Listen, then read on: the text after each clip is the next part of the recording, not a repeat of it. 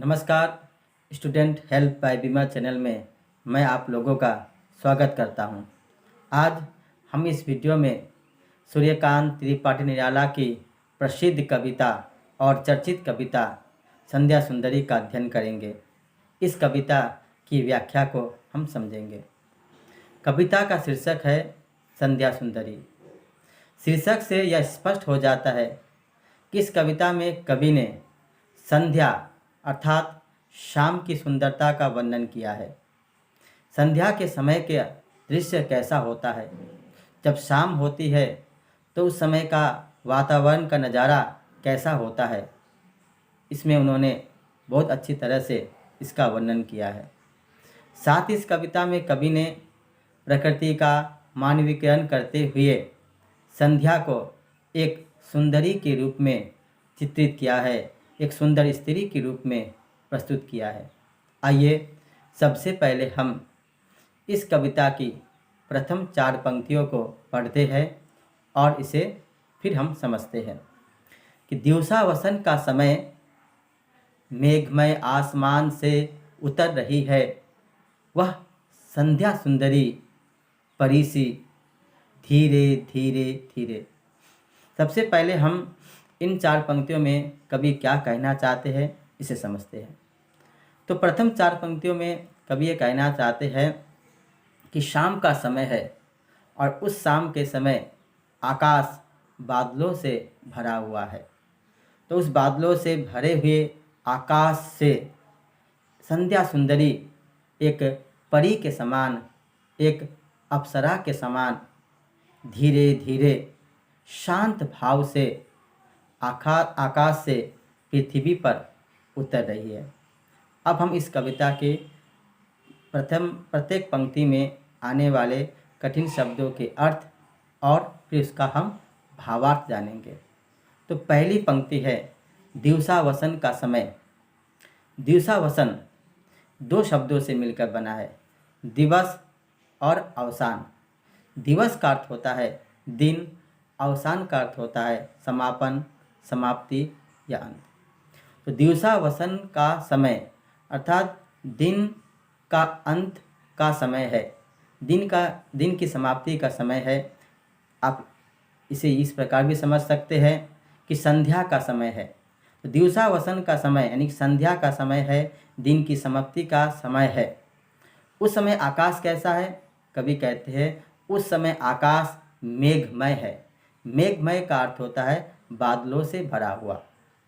मेघमय आसमान से उतर रही यानी कि बादलों से भरे हुए आकाश से उतर रही है। कौन उतर रही है?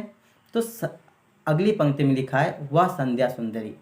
तो मेघमय आकाश अर्थात बादलों से भरे हुए आकाश से संध्या सुंदरी उतर रही है। कहाँ से? आकाश से उतर रही है। किसके समान? आगे लिखा हुआ है परी सी। परी का अर्थ होता है अप्सरा। तो शाम का समय है, आकाश बादलों से भरा हुआ है।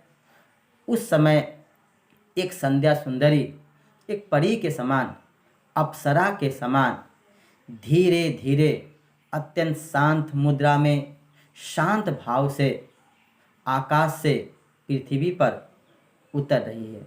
इस प्रकार प्रथम 4 पंक्तियों में कवि ने बहुत ही सरल शब्दों में संध्या सुंदरी के परी के समान आकाश से पृथ्वी पर अवतरित होने का वर्णन किया है। अब अगली पंक्ति है कि तिम्रांचल में चंचलता का नहीं कहीं आभास, मधुर मधुर है दोनों उसके अधर। तिम्रांचल 2 शब्दों से मिलकर बना है, तिमिर और आंचल। तो तिम्रांचल का अर्थ हुआ अंधकार रूपी आंचल या अंधकार से भरे आंचल। तो इस पंक्ति में कवि क्या कहना चाहते हैं सुनिए।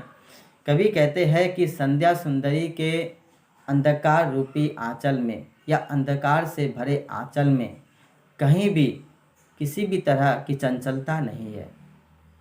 इसका सीधा अर्थ यह है कि शाम होते ही संध्या होते ही चारों ओर अंधकार फैल जाता है। चारों ओर अंधकार धीरे धीरे छाने लगता है। सर्वत्र शांति व्याप्त हो जाती है। वातावरण में कहीं भी किसी भी तरह का शोरगुल, कोलाहल सुनाई नहीं पड़ता है। ऐसा लगता है कि मानो शाम होते ही वातावरण में, हमारे परिवेश में सन्नाटा छा जाता है या सन्नाटा छा रहा है। मधुर मधुर है दोनों उसके अधर। यहाँ अधर का अर्थ है होठ। संध्या सुंदरी के होठ कैसे है? संध्या सुंदरी के दोनों होठ मधुर अर्थात सुंदर है। तो दूसरी अगली पंक्ति में कवि कहते हैं कि संध्या सुंदरी के दोनों अधर, दोनों होठ सुंदर है। यहाँ अधर से कवि का तात्पर्य आकाश और पृथ्वी से है। कवि कहते हैं कि जैसे ही शाम होती है, सूर्य अस्त होने लगता है, संध्या होने लगती है, तो आकाश और पृथ्वी या धरती कहे, दोनों मनोहर या सुंदर दिखाई पड़ते हैं। किंतु गंभीर नहीं है उसमें हास्य विलास। संध्या सुंदरी के अधर मधुर और गंभीर है, किंतु उसके अधरों में हास्य विलास अर्थात प्रसन्नता का भाव बिल्कुल नहीं है। हंसता है तो केवल तारा एक, गुथा हुआ उन घुघराले काले काले बालों से, हृदय राज्य की रानी का वह करता है अभिषेक। संध्याकालीन बेला में जहाँ एक और चारों तरफ सन्नाटा छाया हुआ है, नीरवता छाई हुई है, मौन का वातावरण है, वहीं कवि को दूर आकाश में एक हंसता हुआ तारा दिखाई देता है।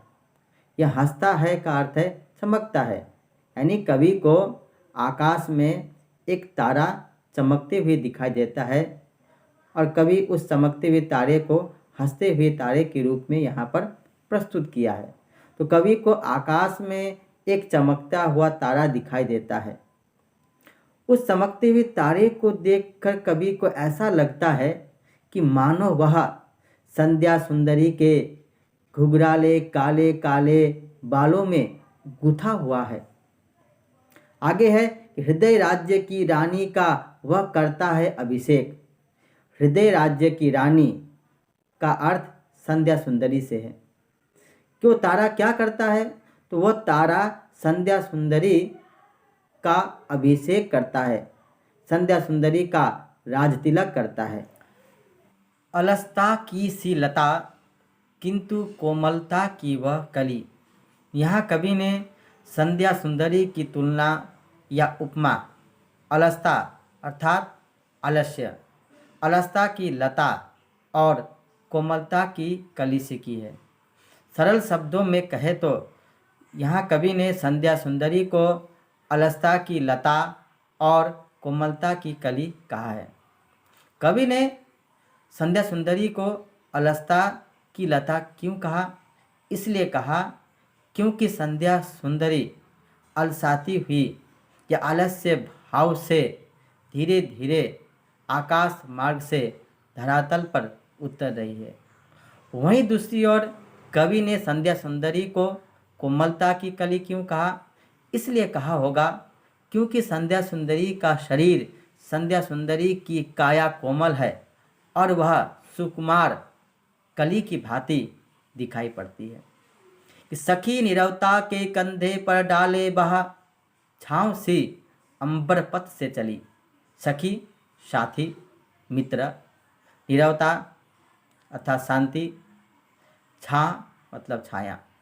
तो यहाँ कवि कहते हैं कि संध्या सुंदरी छाया के समान अंबर पथ से धरती पर धरातल पर आ रही है, लेकिन वह अकेली नहीं आ रही है, बल्कि वह अपनी सखी, अपने साथी नीरवता के कंधे पर बहा डालकर धीरे धीरे आ रही है।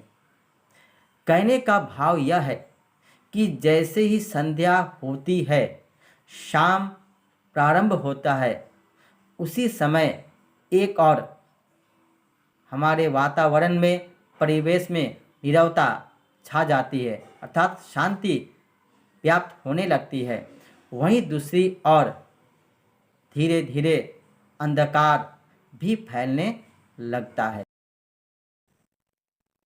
नहीं बजती उसके हाथों में कोई वीणा, नहीं होता कोई अनुराग राग आलाप। कवि कहते हैं कि संध्या सुंदरी जो आकाश मार्ग से धीरे धीरे धरती पर उतर रही है, उसके हाथों में कोई वीणा नहीं है, कोई वाद्य यंत्र नहीं है, उसके वीणा से कोई संगीत का स्वर प्रस्फुटित नहीं हो रहा है, अर्थात उसके हाथों में वीणा नहीं बजती है। नहीं होता कोई अनुराग राग आलाप। अनुराग का अर्थ है प्रेम, राग का अर्थ है गीत और आलाप का अर्थ होता है स्वर। न ही प्रेम के गीत के स्वर सुनाई देता है। नुपुरों में भी रुनझुन नहीं, सिर्फ एक अव्यक्त शब्द सा चुप चुप चुप है गूंज रहा सब कहीं। संध्या सुंदरी के पैरों में पायल है। नुपुर का अर्थ होता है पायल, कि संध्या सुंदरी के पैरों में पायल है, लेकिन उन पायलों से या उन नुपुरों से रुनझुन की ध्वनि नहीं निकल रही है। क्यों? क्योंकि वह संध्या सुंदरी जो अपने पैरों में पायल पहनी हुई है, वो धीरे धीरे आकाश मार्ग से धरातल पर उतर रही है। तो धीरे धीरे चलने के कारण उन पायलों से रुनझुन या छम छम की आवाज़ नहीं निकल रही है, कि सिर्फ एक अव्यक्त अव्यक्त अर्थात जो सुनाई नहीं देता है। यहाँ कवि ने चुप चुप चुप शब्द को अव्यक्त शब्द कहा है, जो पूरे वातावरण में गुंजयमान है, अर्थात प्रकृति के हर तरफ एक अव्यक्त शब्द चुप चुप चुप यह गूंज रहा है। कहने का अर्थ यह है कि संध्या सुंदरी के आगमन के पश्चात वातावरण में सर्वत्र एक चुप्पी का माहौल है, शांति का माहौल है। एक चारों ओर का वातावरण बिल्कुल सन्नाटापूर्ण है। इस प्रकार से कवि यहाँ यह कहना चाहते हैं कि संध्या होने के बाद चारों ओर हर तरफ प्रकृति के कण कण में अंधकार और शांति व्याप्त है। अब आगे कवि यह कहते हैं कि ये जो चुप चुप जो शब्द है, उसकी जो गूंज है वो कहाँ कहाँ गुंजित हो रही है। चुप चुप अर्थात जो सन्नाटा है, जो चुप्पी है, जो मौन है, ये कहाँ कहाँ छाया हुआ है, इसे कवि आगे बताते हैं। व्योम मंडल में जगती तल में सोती शान सरोवर पर उस अमल कमलिनी दल में। व्योमंडल आकाश, जगती तल धरती, अमल स्वच्छ सरोवर तालाब, कमलिनी कमल, दल अर्थात समूह। कवि कहते हैं कि आकाश और धरती दोनों में जो चुप चुप चुप शब्द की ध्वनि है यह गूंज रही है। कहने का अभिप्राय यह है कि शाम होते ही आकाश और धरती दोनों मौन हो जाते हैं, मानो आकाश और धरती ने चुप्पी साध ली हो। तो सोती शांत सरोवर पर उस अमल कमलिनी दल में कवि कहते हैं कि दिन के समय सरोवर अशांत रहता है, क्योंकि उसके आसपास चहल पहल होती है। जो पशु पक्षियों की बोलने की आवाज़ है, बोलने की जो ध्वनि है, या पशुओं की जो चलने की आहट है, उससे सरोवर अशांत रहता है। इसके अतिरिक्त सरोवर में जो कमलिनी अर्थात कमल के फूल होते हैं, उस कमल के फूलों में भौरे आते हैं, गुंजार करते हैं, उनके गुंजार से भी कमल अशांत रहता है। वहाँ एक आवाज़ ध्वनि उत्पन्न होती रहती है। लेकिन जैसे ही शाम होती है, सूर्य अस्त होने लगता है, वैसे ही वहाँ जो भौरे होते हैं वो चले जाते हैं। तो न तो वहाँ भौरे होते हैं, न भौरों का गुंजा सुनाई देता है। पक्षियाँ भी अपने अपने निवास पर चले जाते हैं, पशु भी वहाँ से चले जाते हैं। फलस्वरूप सरोवर में शांति व्याप्त हो जाती है। सरोवर शांत हो जाता है, ऐसा लगता है कि मानो सरोवर सोया हुआ है। आगे पढ़ते हैं कि चुप्पी शब्द का प्रभाव और कहाँ कहाँ हमें देखने को मिलता है। कि सौंदर्य गर्विता सरिता के अति विस्तृत वक्षस्थल में, धीर वीर गंभीर शिखर पर, हिमगिरी अटल अचल में। सौंदर्य अर्थात सुंदरता, गर्विता अर्थात गर्व से भरा हुआ, सरिता नदी, विस्तृत वक्षस्थल मतलब चौड़ी छाती, बहुत बड़ी छाती, धीर वीर गंभीर शिखर, शिखर अर्थात चोटी या चोटी का विशेषण दिया गया है, वो धीर है, वीर है, गंभीर है। इसी प्रकार हिमगिरी अटल अचल में, अटल अचल यह हिमगिरी यानी पहाड़ की विशेषण है। तो कवि कहते हैं कि जो सुंदरता के गर्व से भरी हुई नदी है, जो प्रवाहित हो रही है, उस नदी की जो विस्तृत पाट जैसी छाती है, उसमें भी यह चुप्पी शब्द की ध्वनि मौजूद है। जो अटल अचल हिमालय है, उस हिमालय में भी यह चुप्पी मौजूद है। इतना ही नहीं, जो धीर वीर गंभीर चोटी है, उसमें भी चुप्पी शब्द मौजूद है। कहने का सीधा मतलब यह है कि प्रकृति के कण कण में मौन छा जाता है। धरती, आकाश, सरोवर, नदी, शिखर, हिमालय, सर्वत्र शांति व्याप्त हो जाती है। कि उत्ताल तरंगाघात प्रलय घन गर्जन, जलधि प्रबल में, क्षिति में, जल में, नभ में, अनिल अनल में, सिर्फ एक अव्यक्त शब्द सा चुप चुप चुप है गूंज रहा सब कहीं, और क्या है कुछ नहीं। कवि कहते हैं कि दिन में समुद्र में ऊंची ऊंची प्रलयकारी बादलों के समान गर्जन करते हुए लहरें उठती है। यहाँ कुछ कठिन शब्दों का अर्थ हम जान लेते हैं ताकि हम इस पंक्ति के अर्थ को अच्छी तरह समझ सके।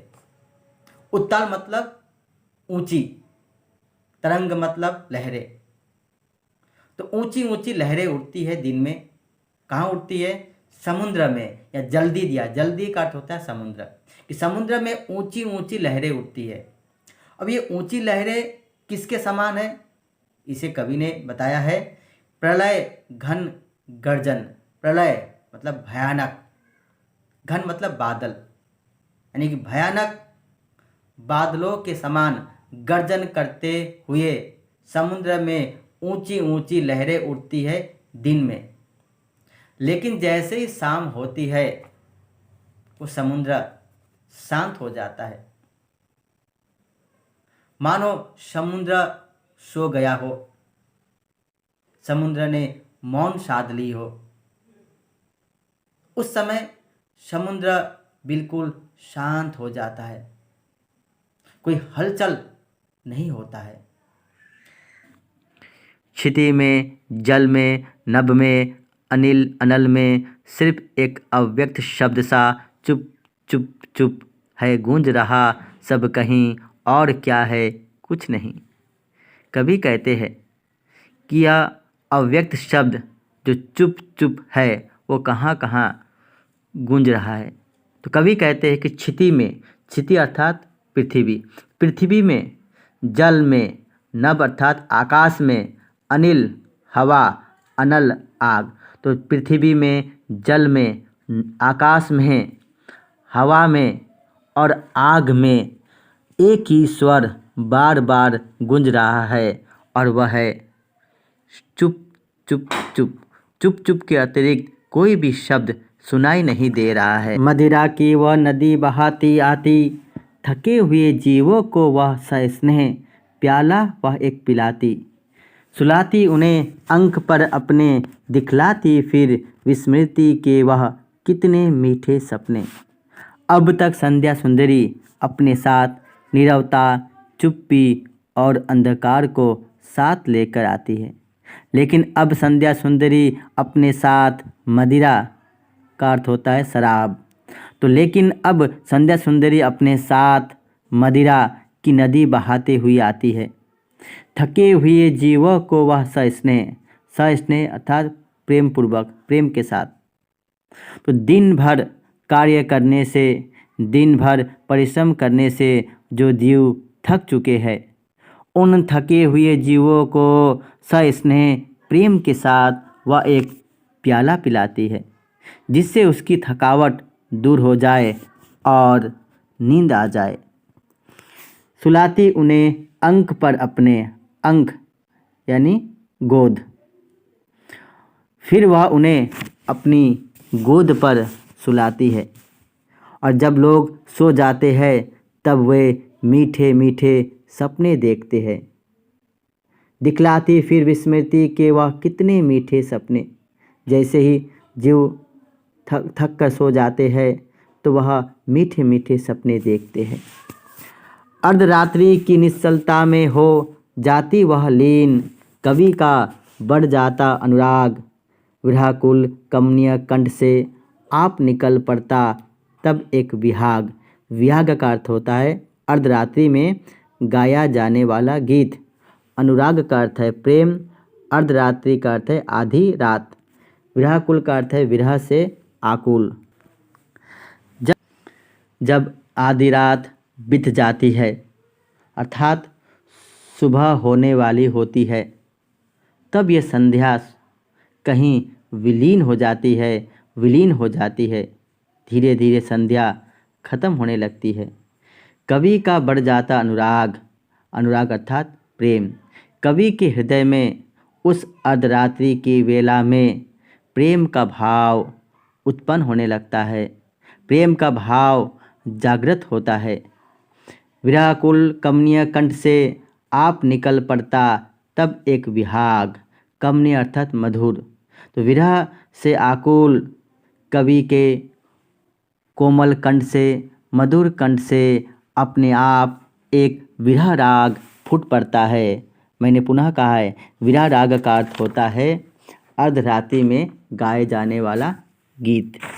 इस प्रकार हम देखते हैं कि कवि ने इस कविता में संध्या सुंदरी का बहुत ही सुंदर मानवीकरण किया है और उतने ही सुंदर ढंग से बताया कि संध्या होने पर प्रकृति में क्या क्या परिवर्तन दिखाई पड़ते हैं।